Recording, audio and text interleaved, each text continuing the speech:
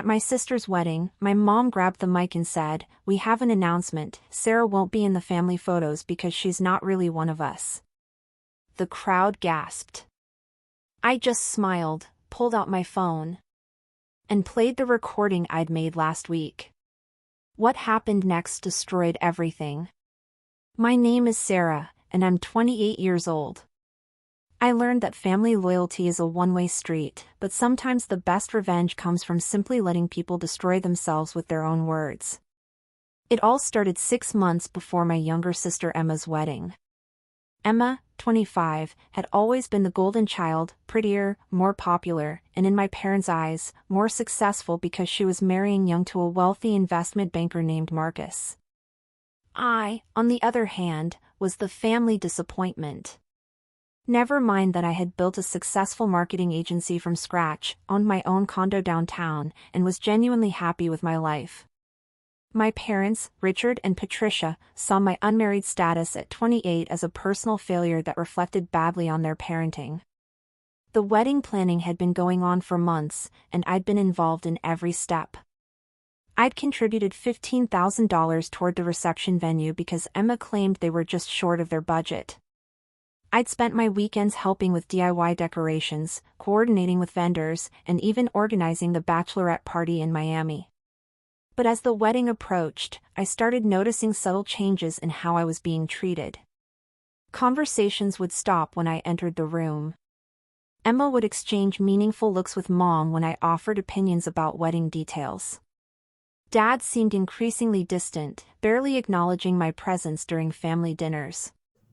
The first real red flag came 3 weeks before the wedding during a family brunch. We were discussing the reception seating chart when Emma casually mentioned that I'd be sitting at table 8, in the back corner, with distant relatives I barely knew. Table 8? I questioned, confused. I thought the immediate family would be at the head table with you and Marcus. Mom and Emma exchanged that look again.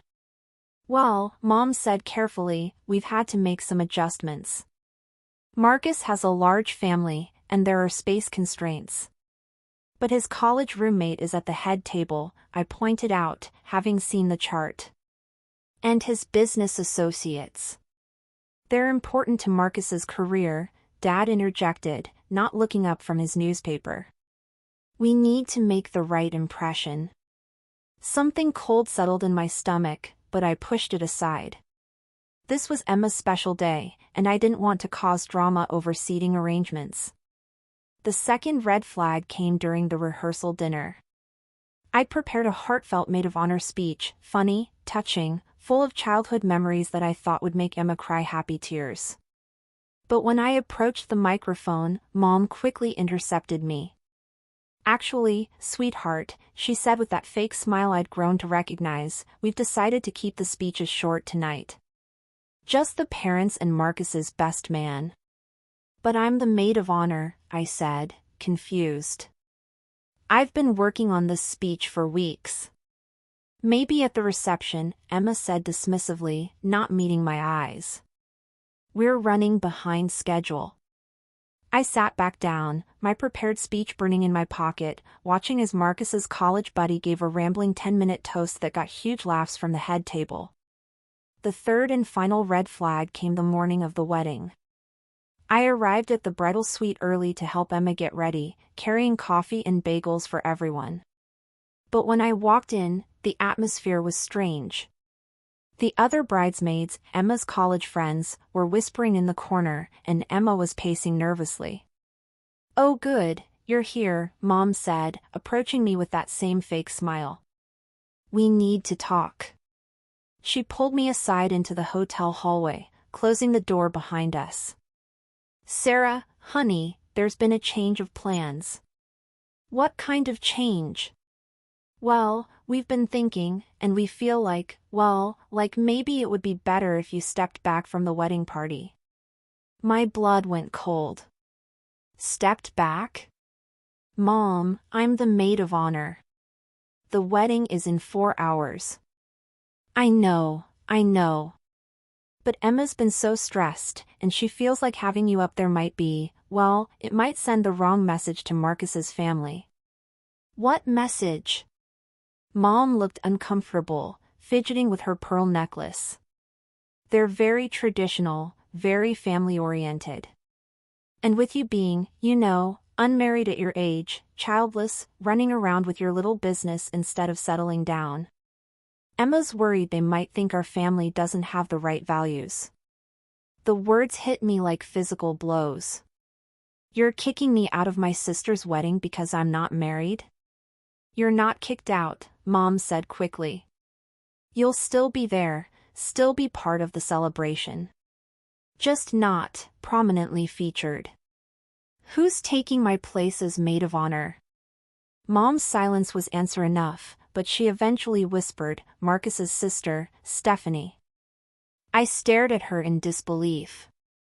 Marcus's sister, who Emma has known for exactly 18 months, is replacing me. Her actual sister, who has been there for every important moment of her life. Sarah, please don't make this harder than it has to be. This is Emma's day, and she needs to make the best impression possible. Marcus's family is very well connected, very prominent in the community. This marriage could set Emma up for life. And what about me? What about the $15,000 I contributed? What about the months I spent planning this wedding? We're grateful for your contributions, Mom said stiffly. But that doesn't give you the right to ruin Emma's happiness with your selfishness. That's when I realized this had all been planned. The seating chart, the speech cancellation, even my exclusion from the wedding party, it had all been orchestrated. They'd let me spend months working and paying for a wedding I was being systematically erased from. Fine, I said calmly. I'll step back. Mom looked relieved. Thank you for understanding, honey. You'll still look beautiful in the family photos. But I wasn't done. Actually, Mom, I think I need some air. I'm going to take a walk before the ceremony. That's a good idea. Clear your head. I'll let Emma know you're being mature about this. I walked out of that hotel with my head held high, but inside, I was calculating. See, running a marketing agency teaches you a lot about people, about image management, and about the power of information. And over the past few months, while I'd been the perfect supportive sister, I'd also been paying attention. I'd noticed Dad's increased gambling. The late-night phone calls about investments. The second mortgage he'd taken out on the house that Mom didn't know about. I'd helped him with some tax paperwork earlier in the year, and I'd seen the financial records. Dad was in deep, about $80,000 deep, to some very serious people. I'd also noticed Marcus wasn't quite the golden boy everyone thought he was. My agency had connections throughout the financial sector, and a few discreet inquiries had revealed some interesting information about Marcus's successful investment firm. SEC investigations pending. Client funds that couldn't be accounted for. A lifestyle that far exceeded his legitimate income. And Emma? Sweet, perfect Emma had a secret of her own. One that would devastate Marcus's traditional, family values-obsessed parents. A secret I'd accidentally discovered when she'd asked me to pick up her mail while she was out of town last month.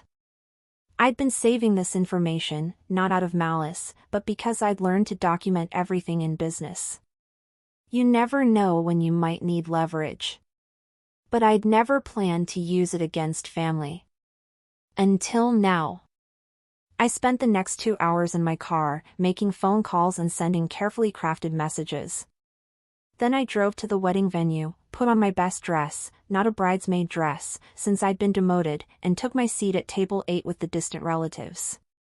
The ceremony was beautiful. Emma looked radiant in her designer gown. Marcus looked proud and successful in his custom tuxedo. The wedding party, now featuring Stephanie as maid of honor, processed down the aisle perfectly. I applauded with everyone else and took pictures with my phone. But I could see the tension in my parents' faces. They kept glancing at me nervously, probably wondering if I was going to cause a scene. I just smiled serenely and waited. The reception started smoothly. Dinner was served, toasts were made. Notably, I wasn't asked to speak, even though traditionally the maid of honor would have given a speech. Instead, Stephanie gave a generic toast about welcoming Emma to the family. Then came the moment I'd been waiting for. Mom stood up, tapping her champagne glass to get everyone's attention. The room gradually quieted as all eyes turned to her. "Thank you all for being here to celebrate Emma and Marcus on their special day," she began, beaming with pride. "Before we continue with the festivities, we wanted to make a special announcement about our family photos." My stomach tightened, but I kept my expression neutral. "We know how important these memories are," Mom continued, "and we want to make sure our photos reflect the true spirit of family unity and values that Marcus and Emma represent. So we've decided that for the formal family portraits, we'll be including only those family members who truly embody the traditional values that are so important to both families." She paused dramatically, and I could see where this was going. "Sarah," she said, looking directly at me with that fake sympathetic smile, "we've decided you won't be included in the family photos. We feel that your lifestyle choices don't align with the family image we want to preserve for future generations. You're not really one of us anymore." The room went completely silent. I could hear people shifting uncomfortably in their chairs. Some guests looked shocked, others embarrassed. Emma was staring at her plate, not meeting anyone's eyes. Marcus's parents were nodding approvingly. I stood up slowly, and every eye in the room followed me. For a moment, I let the silence stretch, let the full weight of what had just happened sink in for everyone present. Then I smiled. "Thank you for that clarification, Mom," I said, my voice carrying clearly across the silent room. "I appreciate you being so honest about how you really feel." I pulled out my phone, and several people tensed, probably expecting me to start recording or taking pictures. Instead, I tapped play on an audio file I'd prepared. Dad's voice filled the room through the venue's connected sound system. Apparently he'd left his phone connected to the Bluetooth from his earlier playlist. "I don't know what we're going to do, Patricia. The guys I owe money to aren't the kind of people who wait for payment plans. They want the $80,000 by next month, or they're going to start getting creative about collecting." Mom's voice came next. "What about Sarah? She has that business, that condo. She's been throwing money at this wedding like it's nothing. You think she'd just give us $80,000? Not give. But we could probably convince her to co-sign a loan, or maybe mortgage her place. Family obligation and all that. And if she won't? Then we cut her out completely. Make it clear she's not welcome anymore. People respond to social pressure, Richard. She'll come around when she realizes what she's losing." Emma's voice joined the conversation. "I still think this is wrong. She's my sister. She's a liability," Mom's voice continued. "Marcus's parents are already asking questions about why our older daughter isn't married, doesn't have children. They're wondering what kind of family they're marrying into. We need to distance ourselves from her choices." "What about the wedding? She's already paid for so much. Let her pay. Consider it her contribution to the family's reputation. But I don't want her front and center in any photos or ceremonies. This wedding is about you and Marcus, about presenting the right image. Sarah's situation doesn't fit that image." The recording ended, and the silence that followed was deafening. I looked around the room calmly. "This was recorded last Tuesday in our family kitchen," I said conversationally. I'd stopped by to drop off the final payment for the reception flowers, another $3,000, by the way, and heard this conversation through the open window. Marcus's father, a stern-looking man in his 60s, was staring at my parents with disgust. His wife looked equally appalled. Several other guests were shaking their heads or whispering among themselves. But I wasn't finished. Since we're talking about family values and appropriate behavior, I continued, I thought you might all be interested in some other information I've gathered. I pulled out a folder I'd kept hidden under my napkin. Dad, would you like to explain to Emma's new in-laws about the gambling debts? The secret mortgage on the family home? The reason you've been so desperate for money that you planned to manipulate me into co-signing loans I'd never be able to repay? Dad's face went white. Mom grabbed his arm, looking panicked. Marcus, I continued, turning to my new brother-in-law, I'm sure your parents would be fascinated to learn about the SEC investigation into your firm. The client funds that seem to have gone missing. The lifestyle you're maintaining on money that isn't actually yours. Marcus stood up abruptly, his face flushed. You don't know what you're talking about. I know exactly what I'm talking about. I also know about the 3 different identities you've used for credit applications and the tax evasion charges that are being prepared against you in New York. Marcus's parents were staring at their son in horror. His mother actually gasped. But I saved the best for last. And Emma, I said, turning to my sister, who was now crying into her hands, should we tell your new husband about the baby you aborted 6 months ago? The one that wasn't his? The room erupted. Emma let out a wail of anguish. Marcus shouted something unintelligible. His parents stood up so quickly they knocked over their chairs. Or maybe, I continued over the chaos, we should discuss the real reason you moved the wedding date up by 4 months. The positive pregnancy test you took last week that you haven't told anyone about yet? The one from your affair with your personal trainer? That did it. Marcus's father grabbed his wife's arm. We're leaving.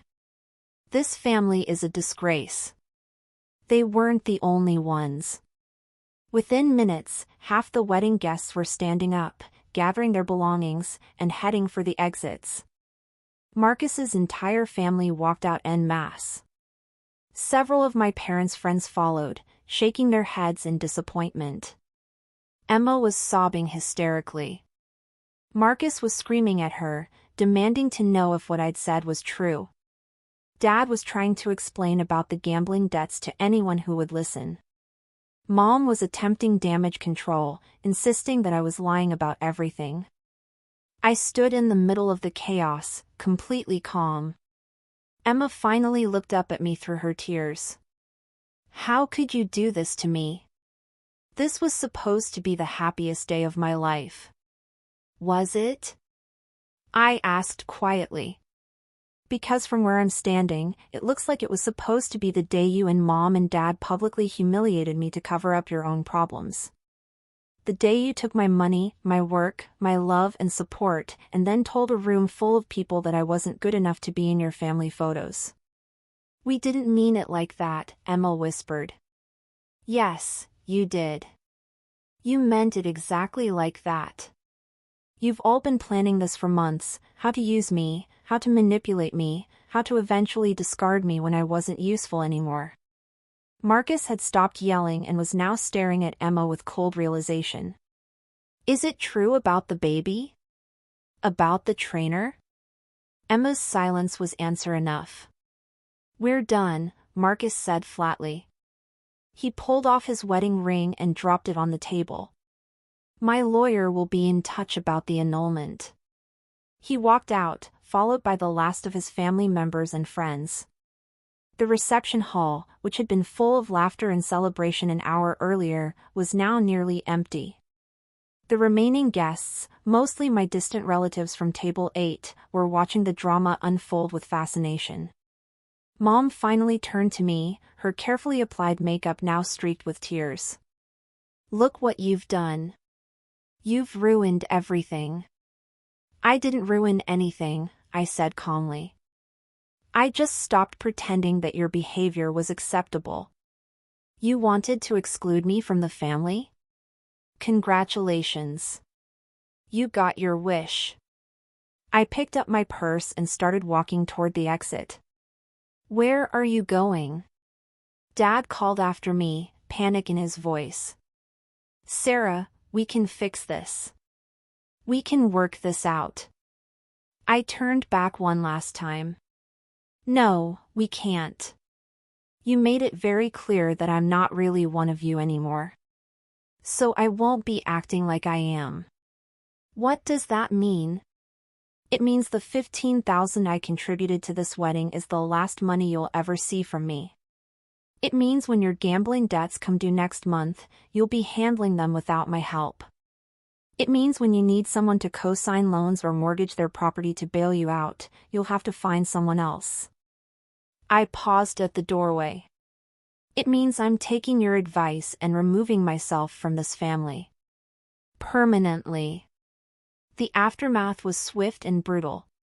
Within a week, the story had spread through our entire social circle. The recording of my parents planning to manipulate me went viral in our community. People were taking sides, and overwhelmingly, they weren't siding with my family. Marcus's family filed complaints with several regulatory agencies about his business practices.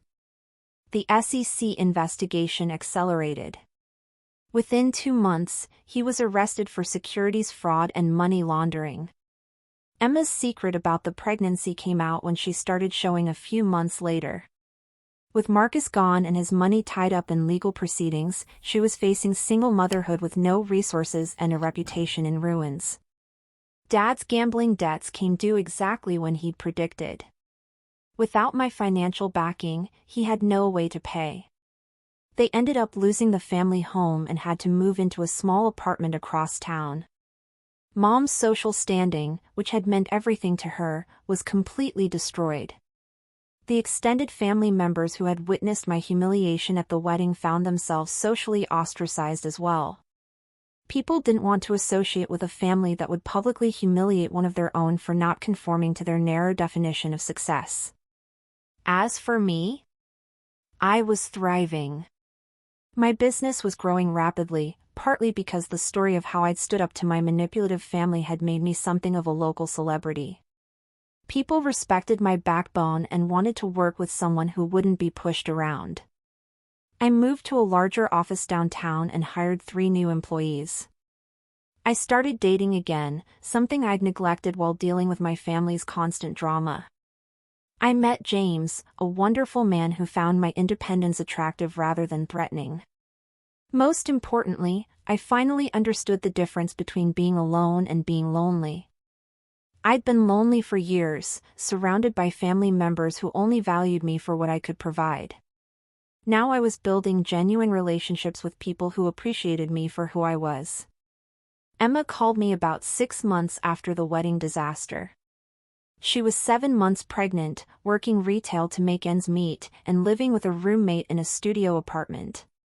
"Sarah," she said, her voice small and desperate. "I know I have no right to ask, but I need help. The baby's due soon, and I don't have insurance, and I can't afford the hospital bills." "That sounds difficult," I said neutrally. Could you maybe lend me some money? Just until I get back on my feet?" "Emma, didn't Mom make it clear at your wedding that I'm not really family anymore? That my lifestyle choices don't align with your values?" "That was different. That was wedding stress. You know we didn't mean it. I know you meant every word. You planned it for months. Please, Sarah. I'm begging you. I don't have anyone else. You have Mom and Dad. They're broke. Dad's debts wiped them out completely. What about Marcus's family? Your new traditional family with the right values? They want nothing to do with me after everything that came out." I felt a moment of sympathy for her, remembering the little sister I'd grown up with. Please subscribe to our channel and tell us in comments from where are you watching this video.